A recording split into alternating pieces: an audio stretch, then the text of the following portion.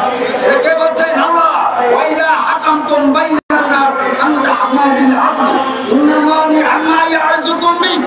আল্লাহ রাব্বুল আলামিন কতই না সুন্দর উপদেশ তোমাদেরকে দিচ্ছেন।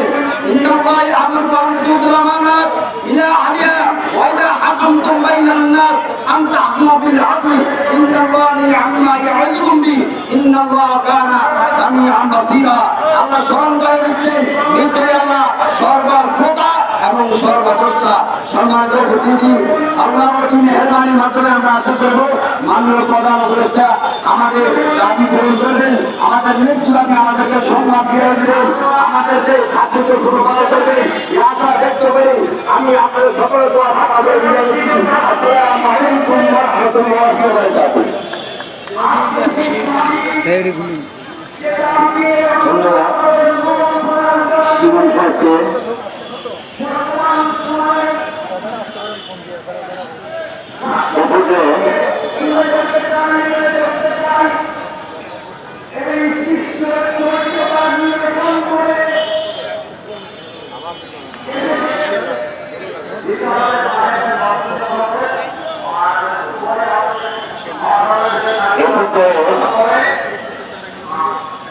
বিজয় কল্যাণ পরিষদের সাংগঠনিক সম্পাদক জনাবকে মাইকে আপনার গ্রহণ করার জন্য অনুরোধ করছি। মাইক্রোফোনটা এই ইয়ার সাথে লাগাই দেন।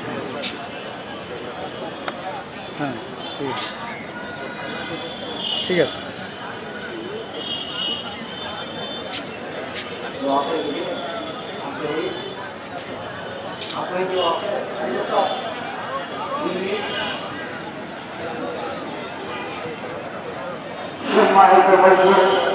শিক্ষক মন্ডলী, আপনারা এই ঘোরাফেরা না করে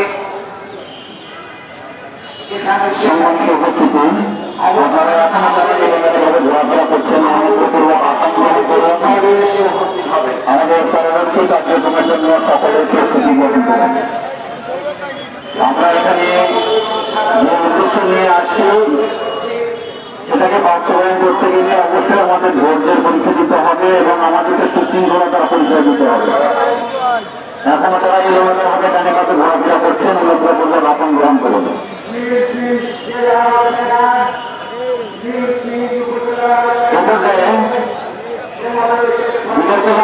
সম্মানিত উপদেষ্টা যারা পুনরুজ্জামানকে তার সংক্ষিপ্ত বক্তব্য রাখার জন্য কবিতায় বিরোধ জানাচ্ছি।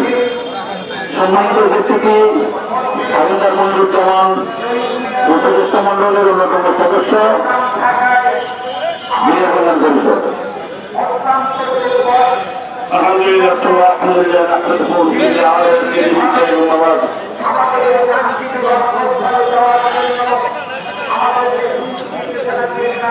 আলহামদুলিল্লাহ বিজয় কল্যাণ পরিষদের মেহনতি আমাদের আমাদের ভাই অর্থাৎ এতে খান ভাই দ্বিতীয় বছর পর্যন্ত পঞ্চাশের জন্য আমাদের আছি। আলহামদুলিল্লাহ বিজয় কল্যাণ পরিষদ তথা সমস্ত ক্ষতিগ্রস্ত বিজয় সদস্যদের মেহনতার তথা অনুষ্ঠিত সকল বিজয় সদস্য পরিবার এবং সন্তান যারা আছি, আসসালামু আলাইকুম ওয়া রাহমাতুল্লাহি ওয়া বারাকাতুহু। আপনারা সকলে সবার সকল মাকসাদ জানেন, উদ্দেশ্য জানেন। আমরা নির্যাতিত হয়ে বিচারের নামে অবিচারের অঙ্ক হয়ে আমরা এই দুর্গবর্ষ যাবৎ যারা কারণ আছে এবং যারা আমরা কারণ বাইরে আছি সকলে নির্যাতিত হয়ে এবং বড় ধরনের আঘাতপ্রাপ্ত হয়ে দিনপত্র প্রত্যেকটা রোগী আমরা অনেক বড় ধরনের ঝুঁকি নিয়ে পরিবার সমাজ জীবনযাপন করতেছি। আমরা বারবার অনেকবার সম্পূর্ণ শৃঙ্খলাবদ্ধ হয়ে সরকারের কাছে আবেদন জানাই আসছি, আমাদের দাবি দেওয়া জানাই আসছি। তদুপরি আমাদের যে দাবি দেওয়া সরকার আপনার না দিয়ে কখনো কখনো আমাদের কথা দিয়ে সফল রক্ষা করে বিদায়। আজকে আমরা এখানে একত্রিত হয়েছি যেন আমাদের দাবি সরকার মেনে নেয়। আপনারা জানেন যে আজকে এরকম সরকারকে আমরা সময় দিয়েছি যারা আমাদের উদ্দেশ্য হয়ে কেন্দ্র দাবি যারা আমাদেরকে মেনে নেয় এবং আমাদের সবাই আমাদের যে উদ্দেশ্য আমরা ক্ষতিগ্রস্ত হয়েছি সবার উদ্দেশ্য যেন সরকার মেনে নেয় এবং আমাদের পরিবারের সাথে সমগ্র বাংলাদেশের সাথে যে আমাদের ইজ্জত ঐতিহ্য এবং ব্যক্তিত্ব নষ্ট হয়েছে তার ফিরে পাই। বিশেষ করে যারা অনেক সদস্য আমরা আছি নিরপরাধ, গত সরকারের বিচারের নামে নির্যাতনের শিকার হয়ে অবিচারের শিকার হয়ে আমরা অনেকে জেলে খেটেছি এবং চাকরিচ্যুত হয়েছি, যা অত্যন্ত খারাপ এবং অত্যন্ত কষ্টের কারণ আমাদের জন্য।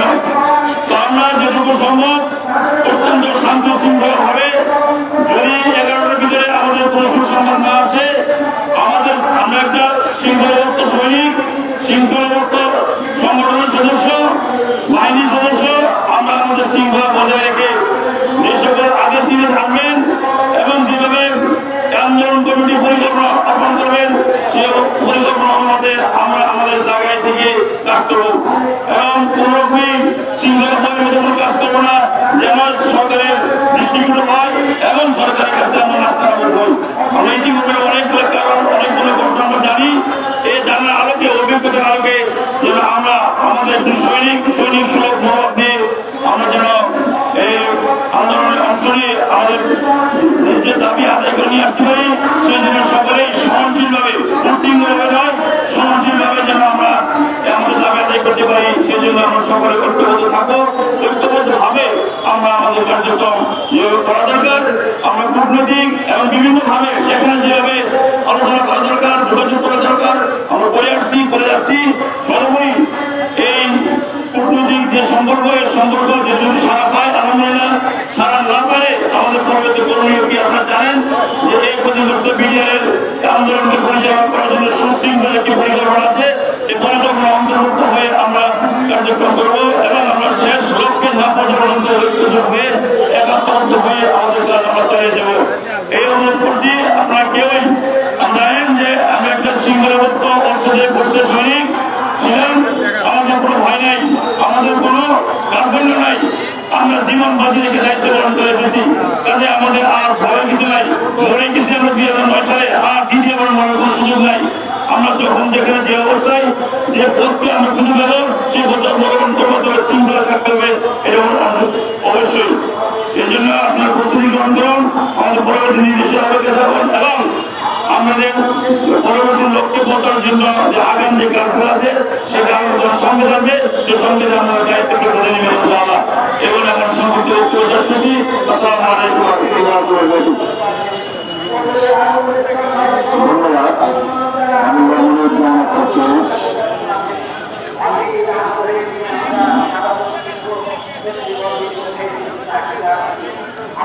সম্মানিত উপস্থিতি, এখনো যারা নামে নামে এলোমেলোভাবে ঘোরাফেরা করছেন, আপনাদেরকে সর্বজনীকে অনুরোধ করছি আপনারা নির্ধারিত আসন গ্রহণ করুন।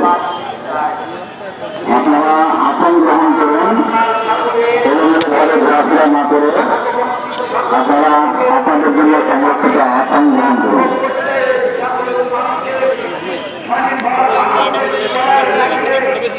সিরাজগঞ্জ জেলার বিডিআর কল্যাণ পরিষদের সম্মানিত সকল সদস্যদেরকে আমাদের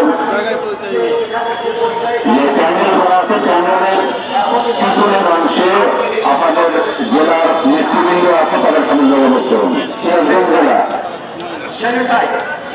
জেলার যে সমস্ত সদস্যগণ আছেন, আপনারা আমাদের প্যানেলের